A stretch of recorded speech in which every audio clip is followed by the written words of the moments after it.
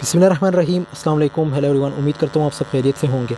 आज जो हमारा टॉपिक है that's about types of stylistics. Types of stylistics पे ऑलरेडी मैंने एक वीडियो बनाई है, सो उसको भी आप लोग देख लीजिएगा। इसके जो कुछ टाइप्स रह गए थे इसको आज हम इस वीडियो में देखेंगे। सो टाइम वेस्ट के बगैर लेट्स गेट स्टार्टेड। जो अगला टाइप जो है वो है radical stylistics. It was coined bye D Burton in 1980। To this type of stylistic does a critical research for the ideological imprint of the text that goes beyond the text level into social and historical forces which influences its production and reception. So इसमें हम उस text की बात करते हैं जो एक ideological base हो, हिस्टोरिकल बेस हो, तो ये चीज़ें हमने इसमें देखनी होती है। How language is use to express different ideologies of world views के। लैंग्वेज को कैसे यूज़ किया जाता है आइडियोलॉजी को रिप्रेजेंट करने के लिए, डिफरेंट आइडियोलॉजीज़ को रिप्रेजेंट करने के लिए।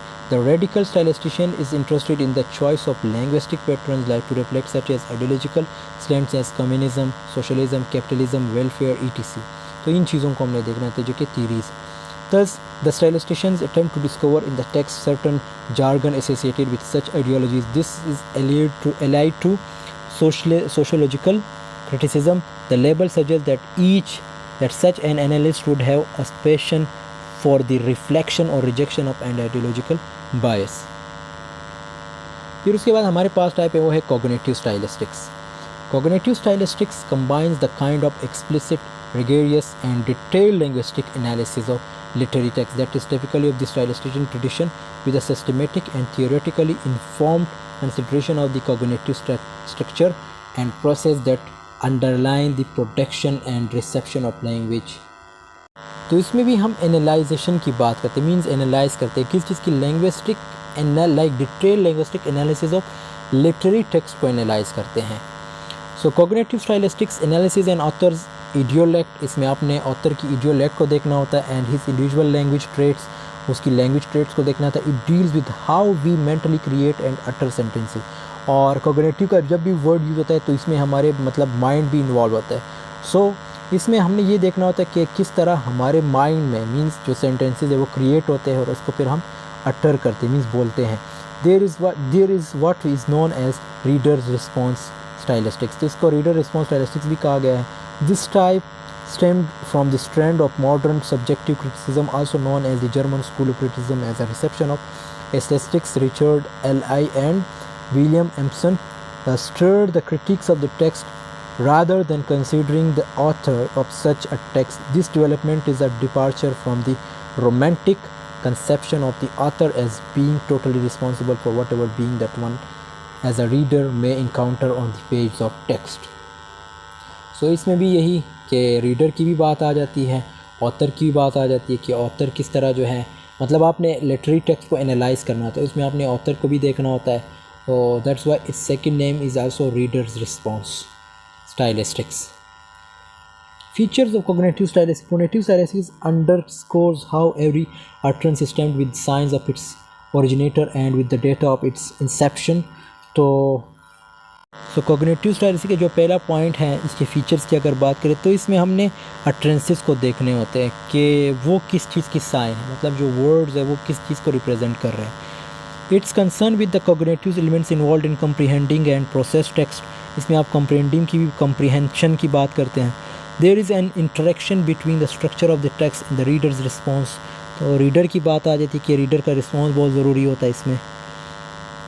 The belief of cognitive stylistics, the role of the reader cannot be ignored, means ये वही रीडर रिस्पॉन्स थ्योरी की बात है कि जिसमें रीडर रिस्पॉन्स थ्योरी में भी यही होता है कि भाई आप जो है रीडर का रिस्पॉन्स है उसको आप इग्नोर नहीं कर सकते। जो सेम पहला पॉइंट इसी से रिलेटेड है। Readers don't play passively censure the meaning presented to them by a literary text.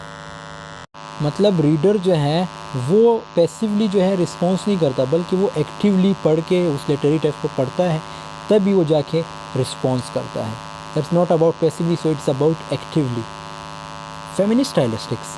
Feminist stylistics aims to provide a feminist perspective at the interference of language studies and literary criticism. One of the earlier proponents of feminism who had put their talents and ideologies into writing, like particularly as a partner of Equality for Women, is Virginia Woolf. At the turn of the 20th century, many of her works reflected her strict criticism of how society put little importance on the female gender. तो इसमें आपने stylist feminist stylist की जब भी बात है तो आपने इसमें उस टेक्स्ट को देखना होता है कि उसमें जो फेमिनिस्ट से रिलेटेड जो चीज़ें हैं उसको एनालाइज करना होता है, उसको देखना होता है। अब जैसे वर्जीनिया वुल्फ, इसने बहुत कुछ लिखा है, because she was a feminist. So for Woolf certain women writers crafted a new type of sentence that is looser and more accurate than the male sentences. Like Virginia Woolf asserted that there was a sentence that women writers had developed which termed the female sentence or the sentence of the feminine gender. तो कुछ ऐसे sentences हैं जिसको इसने नाम दिए थे female sentences। किसने? वर्जीनिया वुल्फ ने। मतलब वो फीमेल से रिलेटेड है, that's not related to male. This lead to a long-standing debate among literary analysts। तो इस पर एक डिबेट भी हुई थी over years whether female writers produce a text which is significantly different from the language of their male counterparts, कि क्या जो मेल या जो फीमेल लैंग्वेज पोर्ट्रे करती है, मीन जो अपने टेक्स्ट में, क्या वो डिफरेंट होती है मेल की राइटिंग से। तो ये भी एक बहस थी। सारा मिल्स, ये पूरी एक्सप्लेनेशन है, आप लोग पढ़ लीजिएगा, फेमिनिस्ट से रिलेटेड। कंबाइनिंग इनसाइट्स, ये भी उसी से रिलेटेड है। इसके फीचर्स को देखते हैं। The model of analysis proposed by feminist stylistics takes two major aspects into account, like the production and the reception of the text. The former is dependent upon discourse contents like socio-historical factors, textual antecedents, and literary conventions, affiliations in point of gender, race, class, means ये सब कुछ आपने देखना होता है। इसमें gender, race, class, nation and has put not least publishers and advertising, तो ये सब कुछ आपने देखना होता है feminist stylistics जब भी आप करनी हो। Feminist stylistics believes that there are specific significant distinctions between women and man writings, and there occurs in thematic, lexical, grammatical। तो इसमें अगेन वही बात आ जाती है कि आपने ये भी देखना होता है कि जो मेल हैं या जो फीमेल हैं उनके राइटिंग स्टाइल में भी मतलब आपको एक फ़र्क नज़र आएगा कि वो किस टाइप के वर्ड्स यूज़ करते हैं। Women writers and characters are morally like to quote admiration and approval. तो ये उसके करेक्टर्स की बात की गई है। Feminist stylisticians highlight in a systematic manner the self-conscious attempts to female writers to modify traditional modes of language like used by identifying their dialectical features as well as the alternative forms of expression in a text। तो उसके अपने एक expressions होते हैं text में जो female writers होती है। जैसे सारा mills and describe stylistics as a form of politically motivated stylistics whose aim is to develop an awareness of the way gender is handled in text. तो इसमें ये लोग इनके जो टेक्स्ट होते हैं, जो फेमिनिस्ट टेक्स्ट होते हैं, उसमें आप देखते हो कि ये अपने प्रॉब्लम्स को भी शेयर करते हैं। मीन्स जो फेमिनिस्ट से रिलेटेड, जो फीमेल से रिलेटेड जो प्रॉब्लम्स होते हैं उनको भी ये लोग शेयर करते हैं, मीन्स उसको राइट डाउन करते हैं। Feminist stylistics achieve its goals through close linguistic scrutiny and the explanation of linguistic theory to set out the rationals and feminist textual analysis. The goal therefore of this approach is to study stylistic study is the evolution of linguistic and social change. Critical stylistics is mainly based on social and political factors। तो ये social और political factors पे base होती है in which texts are produced and read, जिसमें आपने text जो है पढ़ना होता है। और stylistics provides detailed tools of analysis of understanding how text work, कि text किस तरह काम करता है। Proponents, it was proposed by Roger Fowler and his colleagues। तो ये किसने पेश की थी, उससे रिलेटेड है। Tools for critical studies, the sociology and political ideology, context, participant, coherence and cohesion, ये चीज़ें देखनी होती। Functional stylistics, there is always an advance in the latter, inevitably impacts on the former। It was in the 1970s there was a stylistics movement into the areas of language teaching and pedagogical stylistics, like Halliday's work on stylistic functional grammar, let it form to function within the context of language system as a whole and has particular influence on the study of prose fiction। Functional stylistics emphasize the contextual function that the linguistic elements are used to perform। मतलब इसमें functional stylistics में ये होता है, इसके नाम से आप लोग जज कर सकते हो, एनालाइज कर सकते हो कि इसमें क्या होता है कि लिंग्विस्टिक एलिमेंट्स या जो लिटरेरी डिवाइस या जो लिटरेरी एलिमेंट्स या जो लिटरेरी चीज़ें होती उससे जो है आप टेक्स्ट को और ख़ूबसूरत बना सकते हो। और इसमें आप ये हेलिडीज़ जो वर्क है सिस्टमेटिक फंक्शनल ग्रामर उसकी भी बात करते हो, उसको भी यूज़ करते हो, तो ये इम्पॉर्टेंट चीज़ है इसमें।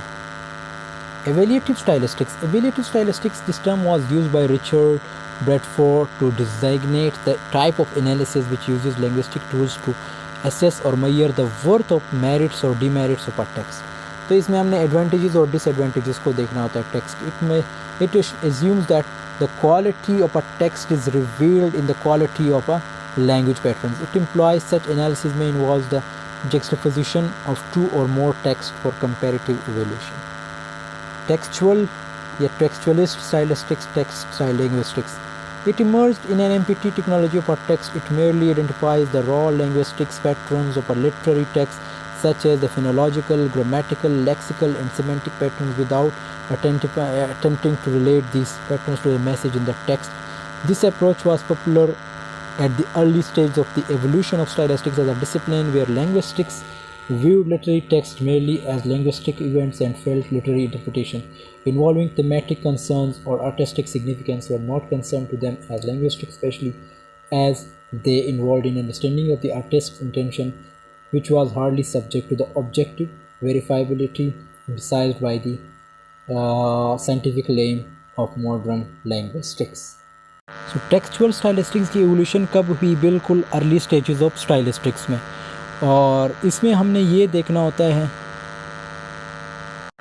Raw linguistic patterns of literary text, जिसमें फोनोलॉजिकल है, ग्रामेटिकल है, लेक्सिकल है, semantic patterns without attempting to relate this patterns to the message in the text. मतलब हमने इसको रिलेट नहीं करना होता जो मैसेज होता है टेक्स्ट में.